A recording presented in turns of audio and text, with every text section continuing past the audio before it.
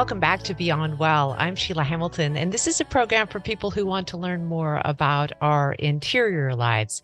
I've been thinking a lot about aging as I have just had a very significant birthday. And as people age, I've noticed that they experience more of life's changes that really do impact mental health, like coping with serious illness or the loss of a friend or loved one. And a lot of people do very well in adjusting to these life changes, while others experience deep feelings of grief and social isolation and loneliness. And of course, when those feelings persist, they can lead to mental illnesses like depression and anxiety. So I thought it would be important to talk with Dr. James Polo today about how we can make mental health important at every stage of life, especially as we get older, and what are the changes that people should be looking for if they begin to get worried about a loved one. Oftentimes, I notice that Dr. Polo and I go through an entire conversation and fail to actually note the warning signs of what you need to be really concerned about. So here they are. If you notice changes in someone's mood or their energy level or their appetite, or they may be flat or having trouble feeling positive emotions, if you see them with difficulty sleeping or sleeping too much, or contrary to that, difficulty concentrating, feeling restless, on edge, unable to sleep, it is time to actually talk to a healthcare provider. All of us have worries, but increased worry, feeling stressed about one particular thing that a person cannot let go, is also a sign that there could be a mental health struggle, as is anger, irritability, aggressiveness. Ongoing headaches and digestive issues are often connected to mental health problems. Someone who is using alcohol or drugs consistently really does need to speak to a professional. And anyone who talks about suicidal thoughts or who is engaging in really high risk activities should be referred to a mental health practitioner. So anytime that you have the thought that someone's behavior is concerning to you, it likely is worth getting checked out. Here's Dr. James Polo on mentally healthy aging. Thank you. So I have been thinking a lot about middle aging and what I can do to make sure that I keep my attitude positive, that I keep my body lean and strong and flexible, and also, most importantly, what I need to do for my mind. Could we start with your own experience of aging, Dr. Polo, and some of the things that you do? Yes. Gosh, this is a great topic to talk about. So, unfortunately, one of the things that none of us can change is the fact that we're all going to age. And I think of it kind of like being a car. If you take care of that car, it will last longer. If you don't take care of that car, it just won't. From a brain health perspective, there's so many things that you can do to keep your brain healthy. And the reason why I bring that up is because we live in a society today where people are living longer and they're aging and unfortunately sometimes having some cognitive difficulties. Now, sometimes you can't prevent that, but there are a lot of things that you can do to really mitigate because you never know who is the individual that's going to have challenges. Right. And what's interesting is the very basics that are most important are easy for everybody to do. If you talk about who should be considering these pointers, one of the things that I want to just communicate, especially to our younger audience, is how you should begin these activities really early, like Yeah. 20s, 30s, before you have any kind of cognitive decline start to set in, right? Yeah. Yes. Yeah. Yes. So let's start by first just making sure we kind of define mental decline, cognitive decline, mild cognitive challenges. All of us, to some degree, are going to have some age-related changes in how we think and how our mind works that is really part and parcel to being just normal aging. Yeah. It doesn't affect your overall ability to live life, enjoy life, and do things. Simple things like forgetting where you put something or missing an appointment, maybe having more difficulty following directions. These are all little mild, subtle symptoms that, hey, my brain is not as sharp as it used to be, but I know who I am. I know where I'm going. I remember all my family people, et cetera, so on and so forth.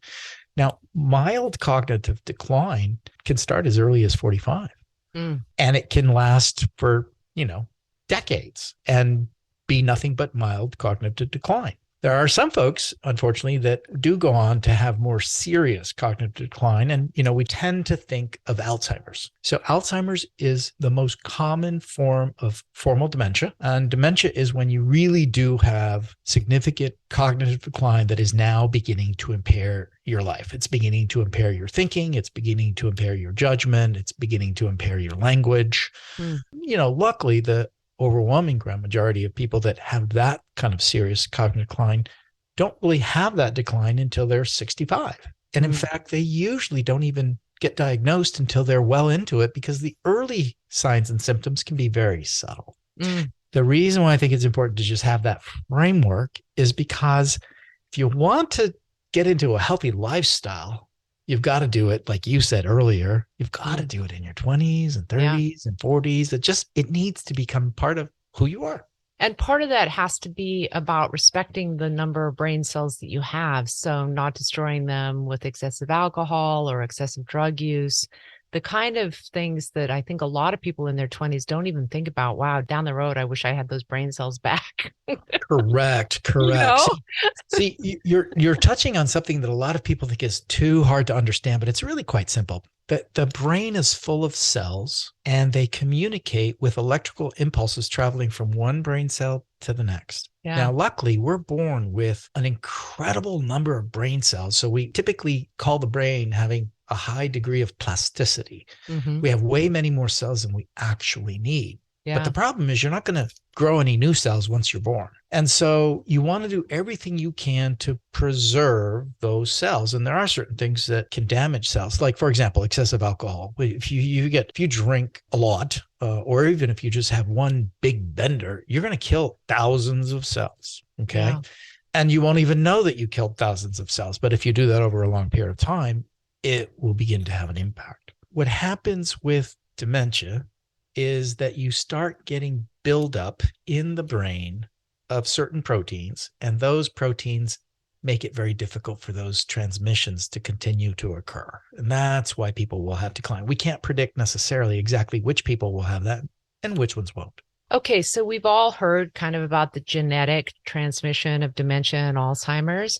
I want to ask you about the impact on this process through trauma, because after my late husband died and when my daughter was diagnosed with cancer, I felt such a decline in my cognitive ability.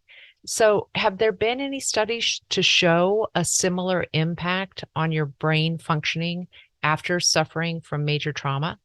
Yes. I think the way to address that best, though, is to highlight that taking care of your mental, emotional well-being also has a positive impact on helping you. Trauma affects all of us in many different ways, but it does affect the brain and can sometimes be related to earlier cognitive decline. Wow.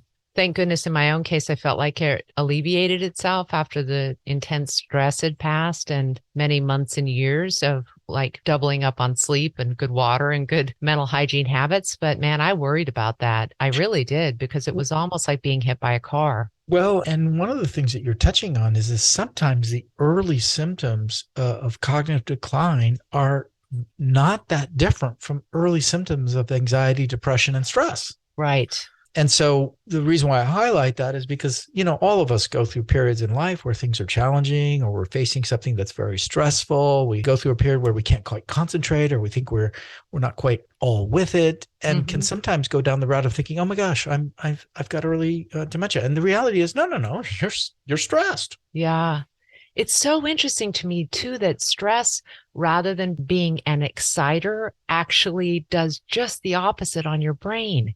Isn't that fascinating that over time it actually acts as a depressant? Well, it's interesting because all of us, you'll hear people say all the time, hey, I operate best under stress. Yeah. And this is actually technically true. When you're stressed, all your resources get devoted to handle whatever that stress is. Right. The challenge is that is only good for a short period of time. Yeah. It's the chronic stress that really begins to have significant impact. And have they been able to show, Dr. Pullo, that it actually shortens telomeres, that you're beginning to see the impact on genes and how we actually change our ability? to So this, withstand life. so first of all, this is an area where there's a ton of research currently ongoing. And in fact, there's all kinds of medications coming out that are FDA approved now for potentially helping people that might have cognitive decline. So Wow. I guess the way I would put it is the brain is probably the most complex computer by far. Hmm. And we're just touching the surface in understanding Totally. how it actually functions. Yeah. Let's talk about some of the really basic psychological tools that you can use, that you can begin implementing, that we do know help brain health and help stave off cognitive decline. Absolutely. The basics of brain health can begin early in life. Believe it or not, exercising, getting good sleep, Mm-hmm. eating well, Mm-hmm. not smoking, avoiding sugar, avoiding alcohol, being socially active, and doing things that actually stimulate your brain. Hmm. So I give you a very simple example. My wife and I are both in that age where we worry about this probably more than a 20-year-old. My wife a couple of years ago decided to take the cello, and she took lessons and she learned how to play the cello, and it was very challenging, but she was using a part of her brain, obviously, that she hasn't used before. Okay. I've been using Duolingo to learn a new language just for fun because we're going to be traveling. And I figured, well, you know what the heck, I've got the time. I'll do this. So doing things to keep your mind active in different directions is helpful, Yeah. But all of these things are the kinds of things that if you start early in life, they become part of the way you are in such a way that you're most likely to protect your brain as much as possible. You know, Dr. Polo, I've been meeting a lot of women at middle life who have had really full careers, raised their kids, and weren't really capable of putting a lot of time into community and hobbies and friendships. And when their kids are launched and their careers end, there is this period of just total loss of identity in terms of who they are, what their purpose is, and what they're really going to do to stave off that feeling of being diminished. And I know Yeah. we talk about diminishment in the brain, but it occurs to me that that also happens if you haven't laid the groundwork for how are you going to have a healthy, social, positive later life. So you are touching on something that is really important. In general, not absolute, and I'm not trying to be biased in any way, but in general, many women do feel when their kids are launched or their career is over, they're wondering about, well, what am I for? What do I do? And they can go through some struggle as they transition into that later part of life. For men, it's more focused on their career, their job. I'm no longer important. Right. I don't have any responsibilities, etc. Part of healthy aging is recognizing that that actually is a normal transition Mm-hmm. and opening your life to different things, to different experiences, of which the most important is social connections. Yeah. I worry about people that come to see me for therapy that say, hey, I feel worthless because I no longer have this job. Well, Right. your job isn't who you are. Who are Mm-hmm. your friends? What kinds of activities do you engage in? Where do you socialize? What about family? Those are the things that really drive us in the long run. Yeah. I'm always likening it to I love talking to hospice nurses about people's last wishes, and I had talked to this hospice nurse who said, I have never once heard a person say, I wished I'd work harder. Not or once. or longer. Exactly. Or taking that business trip that I should have that weekend. They just don't have those kind of thoughts. But I do think that community and socializing becomes extra, extra important. And it's interesting to me that our brains, as we age, are trying to nudge us toward staying in, having the same repetitive patterns, doing the same place, vacationing in the same area, and not stretching. Why is that? Yeah. It's partly physical, but it is also partly emotional. Keep in mind that there are people that age that also have physical things that affect them. So Yeah. I'll just use my parents for an example. My parents reached an age where they no longer really wanted to travel. The reality was physically traveling was difficult. But I Hmm. think there was also an emotional component Hmm. where they weren't excited about it anymore. And it wasn't Yeah. until a couple of years afterwards that I realized actually it was part of their decline. So sometimes we shut ourselves in because it's just difficult. And it's the other reason why keeping healthy is very important, because if you're active and Mm. able to get out and do things, then you're more likely to actually stimulate and activate your brain. Yeah. That's one of the reasons why this pandemic has been so challenging, because for folks that were already kind of isolated and older and alone, they were more so with all the social restrictions. I keep thinking about what a godsend pickleball has been for me because no matter, this sounds like such a funny thing to say, but no matter where I'm traveling, I can take that flimsy little $50 racket out to a public court and be engaged with other people my age, younger, older, much better than me, wearing braces.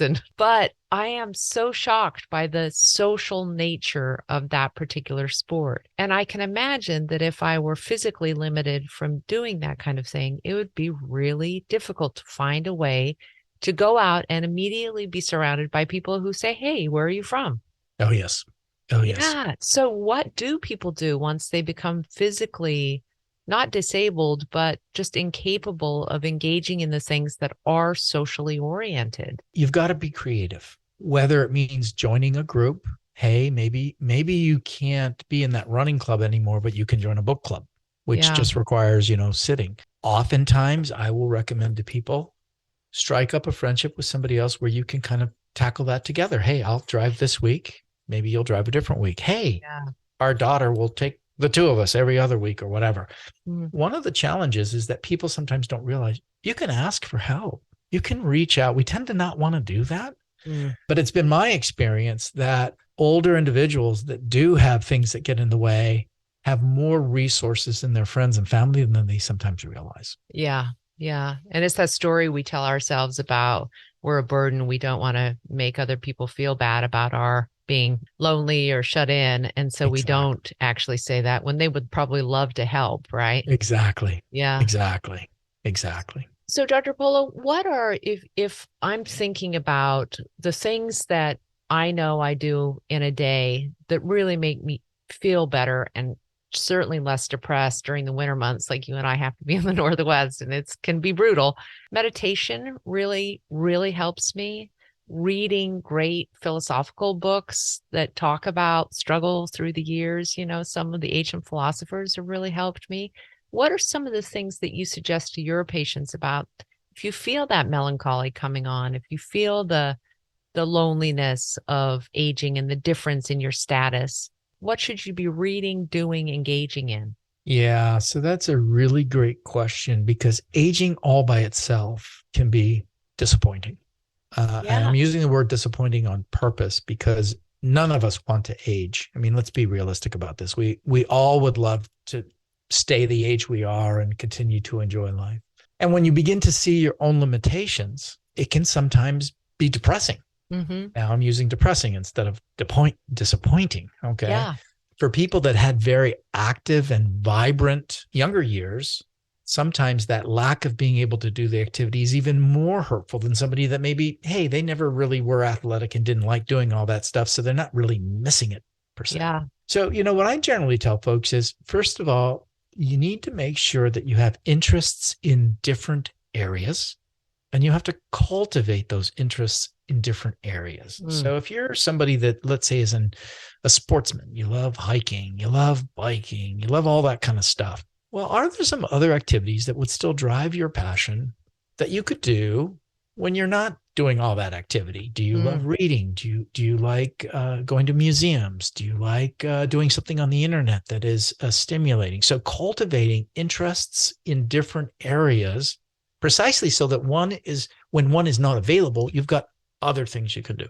Mm. Can't I tell you how love many that. times I've seen people that say, this is what I used to do, and I can't do that anymore, and my life is over. And I say, there's a ton of other things you could do, Yeah. but you have to think about it. It really feels important for me to include service in there because I Yes. think if there's anything that lifts depression is that feeling of actually helping other people. And Something that really is so critical because it borders on not only mental health, but brain health. So I think of brain health in terms of being able to function. I think of mental health in terms of how we feel. yeah, So I'm a critical when it comes to purpose, meaning. We have to have something that gives us meaning beyond ourselves. yeah. That's what allows us to feel like what we're doing is helpful, or it's important, it has some kind of purpose, it's meaningful. And volunteer work and helping others, jumping in and doing something where you have nothing to gain, are those kinds of things that allow you to have that feeling, Hmm. which can be very important.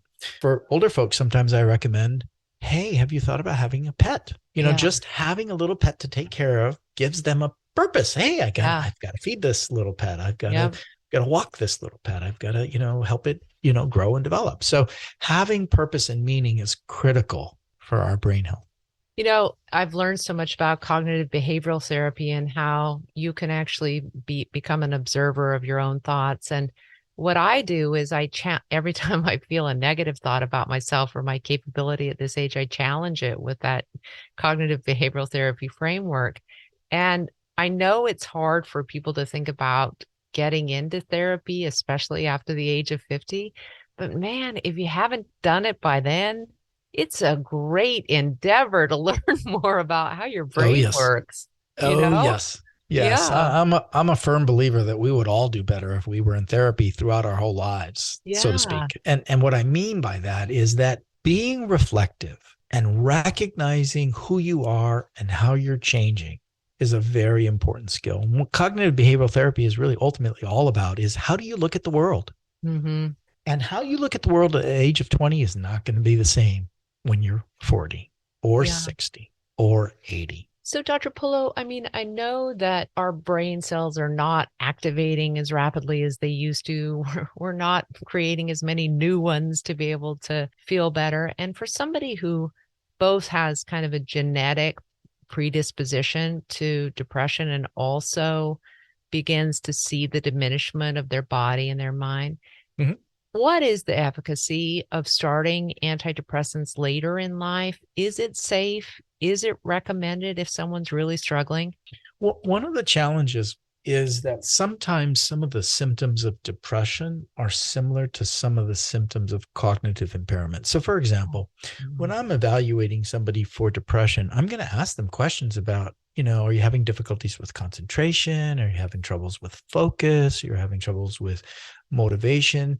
Because those things can be the result of being depressed. Mhm. Now, ironically, when you have those symptoms and the reason happens to be that they are depressed, then very often antidepressants can actually help relieve some of those symptoms. Yeah. Unfortunately, for people that have those symptoms as a result of cognitive decline, Mm. the medication won't actually improve the symptoms, although they may be more Wow. accepting of the stress related. Because remember, one of the challenges with cognitive decline is that oftentimes people have early signs that they recognize in themselves. And that Right. all by itself creates stress. It creates anxiety. It can even create some depression. Yeah. I really love this conversation because I think honestly, if people were dealing with their own physical, emotional, and mental health as they got older with as much care and feeding as, for instance, they give their kids, right? Mm-hmm. You're Mm-hmm. always trying to make sure your kids are meeting your milestones, you're giving them good nutrition, you're making sure they're sleeping. But somehow we don't afford that for ourselves. And then we just get frustrated when we can't do everything we wanted to do. Correct. And what I remind folks is sometimes the problems that we're suffering from, the difficulties that we are experiencing, are really just a normal part of life. Hmm. And the response that we have to that is actually the normal response. I give you a personal example. My mother developed dementia in her 80s. So it wasn't too unexpected given her age, but I became her primary caretaker. And for the first year of her serious dementia, I was every week, it was something. Every week we were thinking about, okay, now I got to take the car away. Now I got to move her. I mean, there was always something going on. And I didn't realize how much stress it was creating in me. And I was having difficulties with work. I was not thinking clearly. I wasn't resting well. And I began to think, I have dementia. I'm not remembering things. I Mm. was so overwhelmed. I actually went to see a doctor and said, I think I might be having some signs of early dementia. I need to be evaluated. Wow. And believe it or not, they did a full evaluation and said, there is nothing wrong with you at all. You're stressed. And guess what? It's a pretty normal feeling when you're taking care of a parent who's declining dramatically. Mm. And so it was a wake up call to me to recognize, hey, look, life pushes you through all kinds of things that you cannot expect. You have to make sure that you take a step back before you get overwhelmed and assume that your brain is falling apart, because the response I was having was simply the normal response of dealing with her dementia. Hmm. Yeah. I know it's a really sensitive thing, either when you recognize cognitive decline in someone else or you recognize it in yourself. So when do you know if you should get help? Yeah, that's a great question. First of all, as I said earlier, sometimes you can have some symptoms that are not part of cognitive decline, but unless you get seen and evaluated, you may not know. So I generally recommend to people, look, if you have concerns that you might be slipping, go get seen, get evaluated, talk with your primary care doctor and see what he or she recommends that you do. Don't suffer with that fear, I'm losing it. Now, by the same token, if friends and family are telling you, I've noticed you're not remembering this, you're not doing that, even more, you should go and get seen. And the reason is because those early signs and symptoms sometimes are the gateway to be able to at least begin to think about transitioning. Hey, what do I need to do to account for the fact that I'm having a few difficulties? Kind of being able to begin to accept that, because it's horrible for individuals that have enough wherewithal to know that they're losing it and they're suffering in silence all alone. That's such a great place to end on. I said the other day to my friend, it really feels like that suffering is just part of the bargain we get for having this great ride of getting to be human. And it is, it's part of it. We're all going to suffer through these really difficult times when you become a caregiver, when you lose someone, when someone you love gets sick. It's like nobody gets to get out of any of those phases ever. What I Ever. remind folks is we don't do this enough, I think. But at the same time that we think about conceptualizing our life, enjoy the moments when they're in front of you. Right. Immerse yourself into what's going on today. There's always good things going on because you don't know what comes in the future. No kidding.